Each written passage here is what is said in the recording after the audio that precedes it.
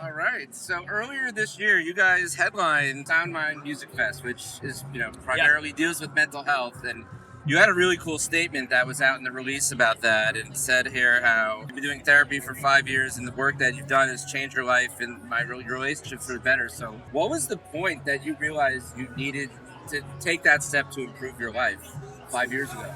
I think I was just at a place where I was like, I had always wanted to go to therapy and always felt like I needed to. Full disclosure is really that. So my mom is also a therapist, and that made me never want to go to therapy. So out of the sheer rebellion and familiarity of it, I was like, no, I'm going to fix myself, And I feel like that's very much my personality.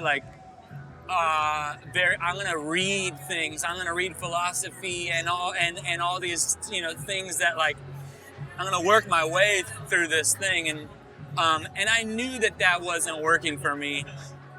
I knew that I needed somebody outside of my life.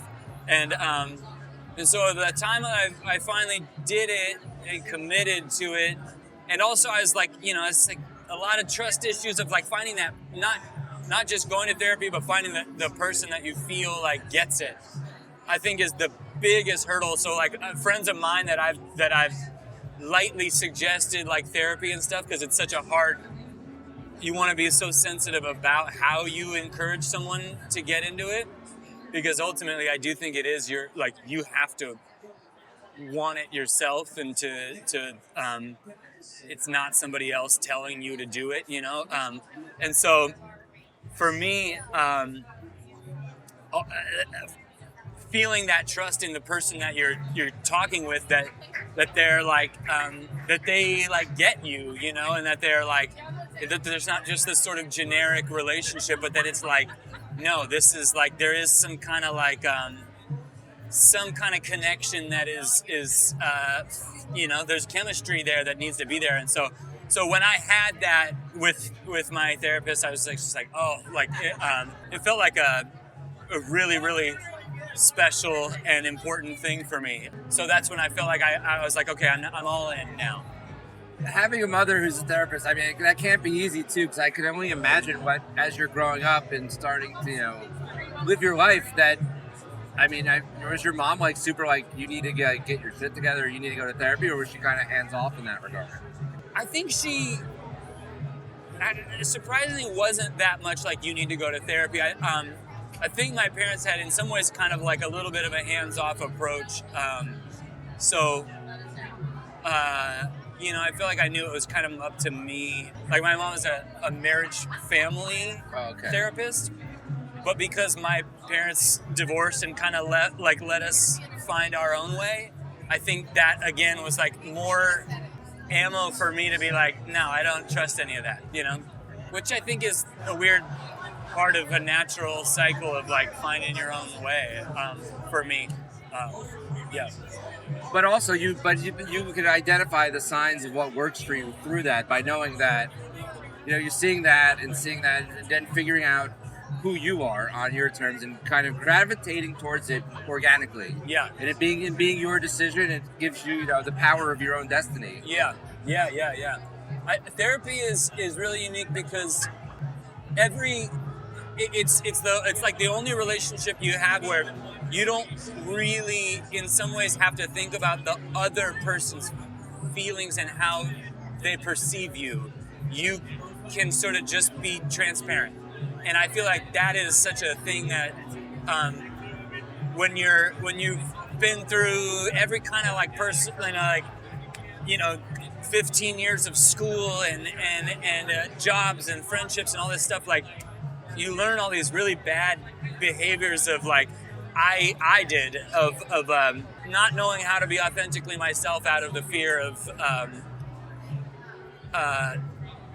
knowing that other people don't want to hear certain things from me, so I'm not going to give them to them or whatever. And I think that's a damaging thing that so many people experience in so many ways, that having somebody outside of that, that you learn I have these two selves, these two that like, you know, one that's how I am with people, and the other one that's like, I don't know how to incorporate this other self. And I think the more that you learn to be like this other self that I don't know how to vocalize, like I need to be the one person, you know, and yeah, it's a powerful thing.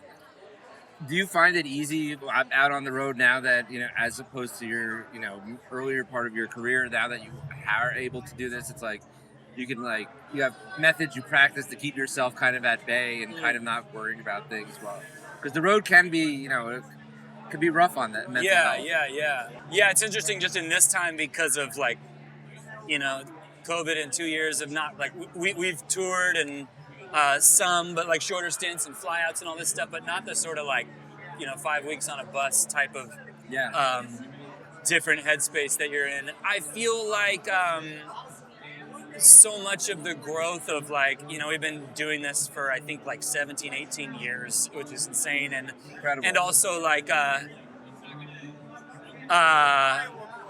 in a way that with our crew, with our band, with every relationship that we have, like it's just healthier. Like it's finding that balance of like, you know, there's so many personalities and so much constant like kind of like control. Touring is like controlled chaos. You know, it's like it's just like even when it's going so smooth, it's like a miracle because life is chaos. Like, you know, when you're a traveling city moving every day. Yeah, I think for me, I was telling you before, like we started playing tennis on tour at a certain point, to which I'm like, I really believe like it's shocking to me how much like just like exercising and being outdoors, like touring is so much like lends itself towards like staying up really late, waking up really late. Naturally, as human beings, I think we're like, you know, have a certain degree of like, tell me where to be and when, especially on tour when there's so many people working all around you.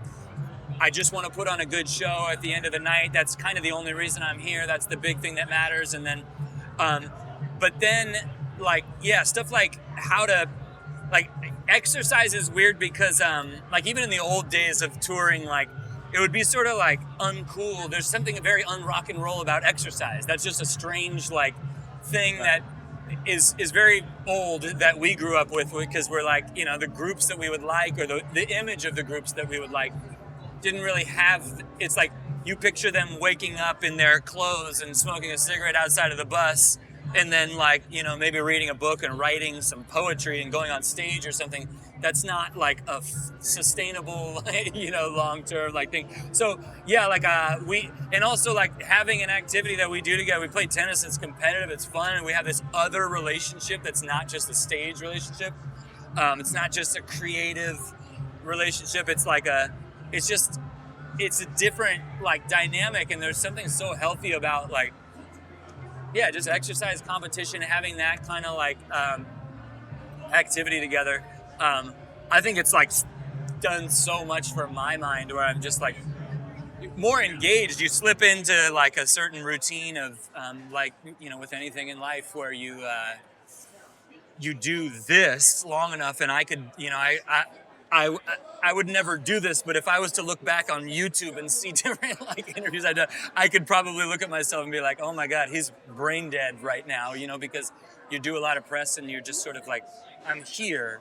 It's hard to be present with energy and a sort of a sense of purpose. Like, yeah, I don't know. I feel that now. I feel like very grateful to be here and just like want to make the most of it, you know. So how'd you guys decide on tennis of all things?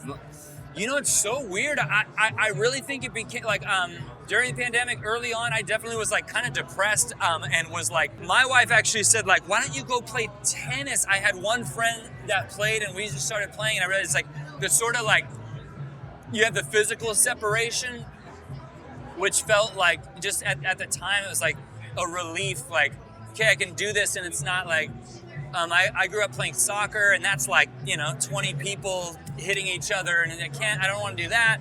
This is like, there's so many reasons why it's a perfect like game that you have this distance, you're like, it's a competition, but it's very like, you're sort of playing against yourself. It's like the chess of a big court. Yeah, it's very like, I don't know, it's there's an intelligence to the game that like I just appreciate, and it's like that just became and then we some of our merch guy Dom, and then some of the band guys, and we all just started playing.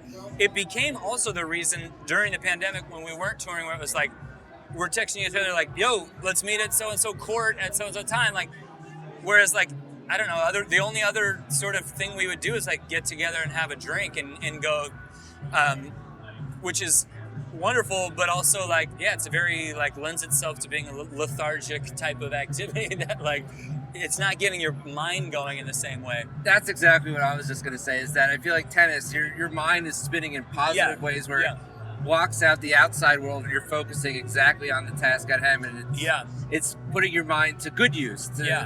Do I want to hit a drop shot, or do I want to go cross court, or what do I do, or do I want to put topspin on this serve? It really, like you said, chess. Yeah. And I feel like it lends itself to a positive experience in that regard, is that you feel, especially during a pandemic when you're so isolated, it's like you're less isolated, but at least you're thinking. Like, your brain is not beating itself up from loneliness or boredom. Yeah. It's like you're being active and putting it to good. It's like it's using a different muscle, essentially. Totally. And it's so, I mean, the importance of using those muscles, of using your mind, is like, I mean, it's kind of why we're here and talking about this, I feel like, is that it's like, it's very underemphasized in our lives, you know, like there's a certain degree, like I take like antidepressant, anti-anxiety medication, done wonders for me, changed my life really, like, and that's maybe like 6 or 7 years old. So I say that because I know that like exercise does not it doesn't cure all things. Everybody's in very different spaces with mental health and what they need, and to say like, oh, you need to get out, get some sunshine, like that's not enough for some people. It might be enough for other people, but for me, like like depression and anxiety, a lot of it's just changing your environment and engaging your mind, and also for me, like medication has done a lot for me too. So it's figuring that stuff out is a journey. But that's the beauty of it, is people of like our age, it's always evolving. That's the nice thing about when we were younger, like mental health, it's like you could have had a broken leg, people would know something was wrong with you. Such thing, Whereas now it's like you say something like that, it's like, the understanding from over the last 20 years in particular has just been, it's incredible. It's really exciting, and it really, like, for my own journey of like things like therapy and getting on medication, sticking with it without like seeing how much the conversation has changed and how much people are talking about it is really exciting, because it's like, oh yeah, like I definitely felt like I was in a place where like I still feel the stigma, feel like a little embarrassed in the baggage about certain things, and now I'm like, oh, how cool is it to be a champion of these things that like everybody needs. I think there are so many specific reasons. Like, sure, I'd like to talk to somebody, but like, I don't really know where to go. I don't really know. My insurance doesn't cover it. I don't really know what it is. All these things that are totally valid reasons. Like, but the important thing is like, let's figure out how to get you there. Because I know for me, that was the hardest part, is just getting that. I spent years like I want to try it, but I want to explore that, but I can't figure it out because of this or that. And it's like, having an environment that says like, yeah, totally, there are obstacles to getting there, but like, even just like how many phone call therapy types of sessions, like from anywhere, anytime, like less expensive, like all that stuff is very like, it's exciting, it's cool. For some people, it's just the fear of getting better. It's like, that's all is being in this perpetual state of uncertainty. And I have a close friend of mine that I talk to who's like, I'm afraid to lose the part of myself that I think is an essential part of myself, that if I, therapy or medication, whatever it is, and I think, and I understand that too, because I know I thought that way too, and it's hard. You want to let people go through their journey, but also be like, no, you're not, like, you don't, I totally understand that logic of like, no, but what if I'm not as creative? What if I'm not who I am anymore? Like, that's a hard and important distinction of like, no, that's not what's going to happen. You will be a better version of yourself. Like all the things that are good and healthy about your brain and your mind and your creative direction and all the things you want to do, like you can do those better, you know? That's exactly what it is, and that's it's the fear, but the fear sometimes oversteps the potential positivity and the fear of change and being able to go to therapy. It's like you can only channel so much through your creative work or your physical work that just saying it has got to be a relief in itself. Is just being able to talk to someone, because what you were saying earlier about finding the right therapist, it's how important it is. It's huge, incredibly important because you could just find someone who listens but not listens or helps but not helps, but locking in that person where there's that trust, it lifts, literally, it's the old cliche of lifting a boulder off your back, but it really is a game changer. And I think having having the culture at large, trying to get people to understand more, like there is that person for you. You might have tried 2 or 3 people and be like, I don't have any connection. What's wrong with me or something? But like, no, just keep doing it. You will find that person. You will find that chemistry where you go, oh my God, you get me. And I can be free, to express myself. Like, you'll get there.